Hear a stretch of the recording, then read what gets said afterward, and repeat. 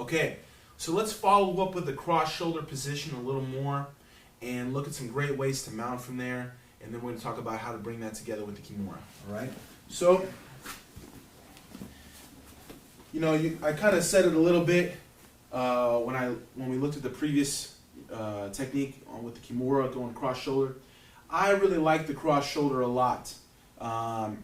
It's a great way to control, blending it together with our first control here, okay, and then the cross shoulder control where we kind of face the other direction. All right. For me, I really like the cross shoulder because a lot of the big guys that I'm up against and train with all the time, my students here, very skilled and very big and powerful. The pushing of the arms, like here we're in a position where the arms, if they are that sort of like really strong guy that can kind of bench press you off, you always have to kind of worry about that, okay? Someone that can get a good push and a big explosion and kind of take you back and, hip out and get a lot of space between our bodies, all right?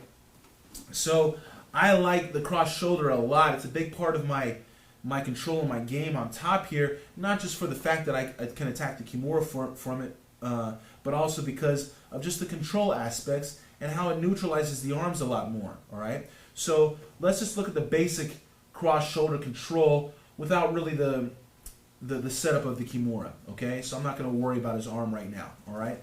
What I want to do is bring my arm over, okay? And I'm really looking to get my elbow, right next to that tricep, just below the shoulder. This is where I need to have my elbow, all right? Not next to his ear, okay? I want my elbow down here, right on top of his arm, all right? And then the hip switches where I'm putting it on top of the shoulder on the other side, all right? If his arm was against my hip, trying to be strong there, when I kind of like sag and sprawl on it, I can smash it and then I can readjust, okay? Let me show you guys this on the other side.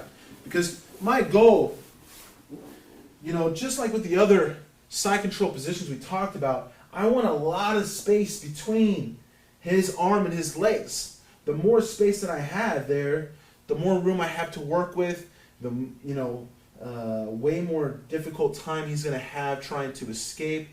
Just overall much better thing. So I don't want it to work with these arms, here. I want to try to get the arms out of my way a little bit, okay? So, I bring this one over.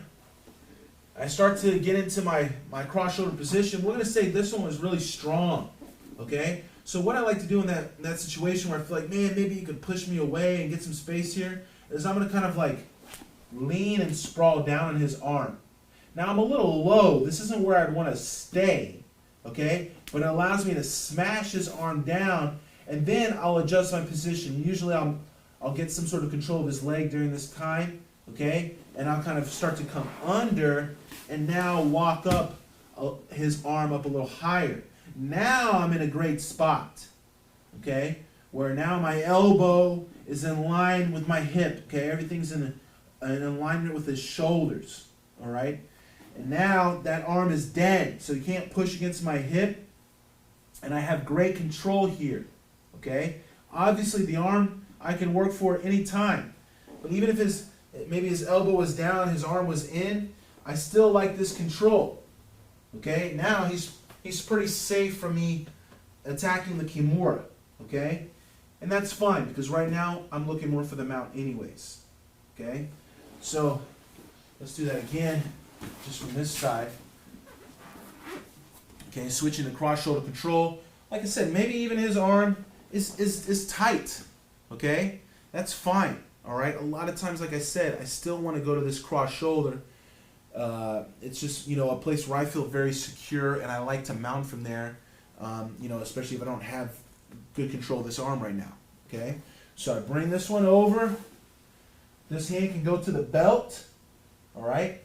I twist my hip. We'll say you kind of like push me down a little bit. Yeah, and I'm not in that great alignment that I want, all right? No matter what I feel here, okay, it's not that hard for me to just kind of sink down on that arm, okay, and really just lay right on top of it, smashing it to the floor, okay? Now I can kind of slide my hip down. I use my feet. I pull my hip down, and now I work it up, okay? Where now I'm in that nice alignment position here, and I have great control. And now I have a hand over here by his legs to defend and help me keep him from getting his guard back. Okay, now it's very hard for him to get his guard back.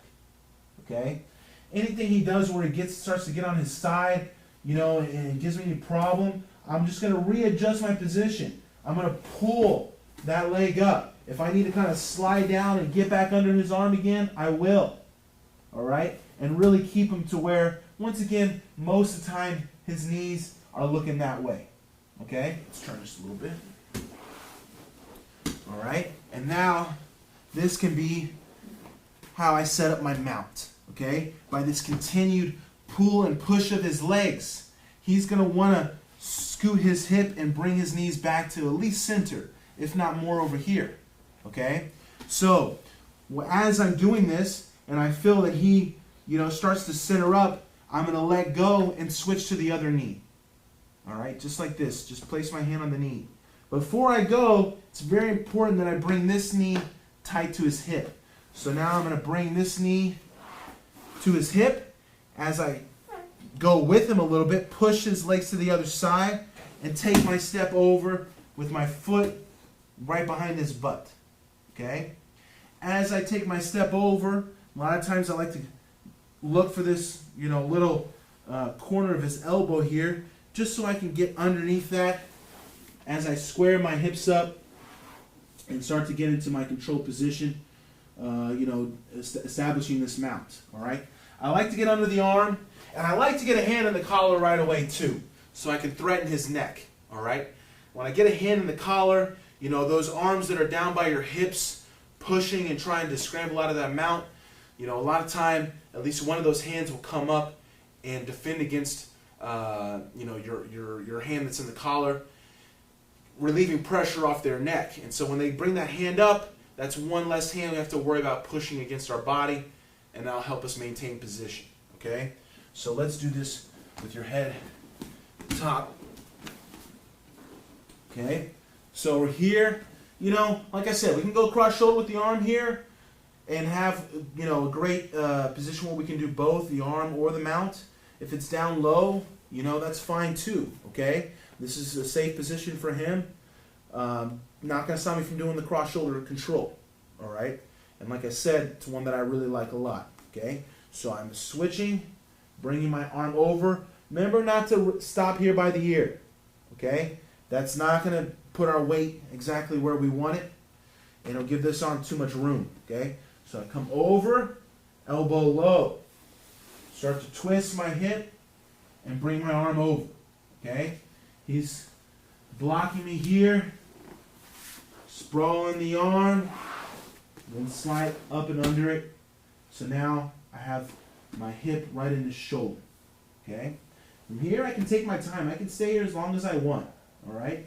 Just constantly, you know, walking and pushing his leg, making life really miserable for him, and being able to escape.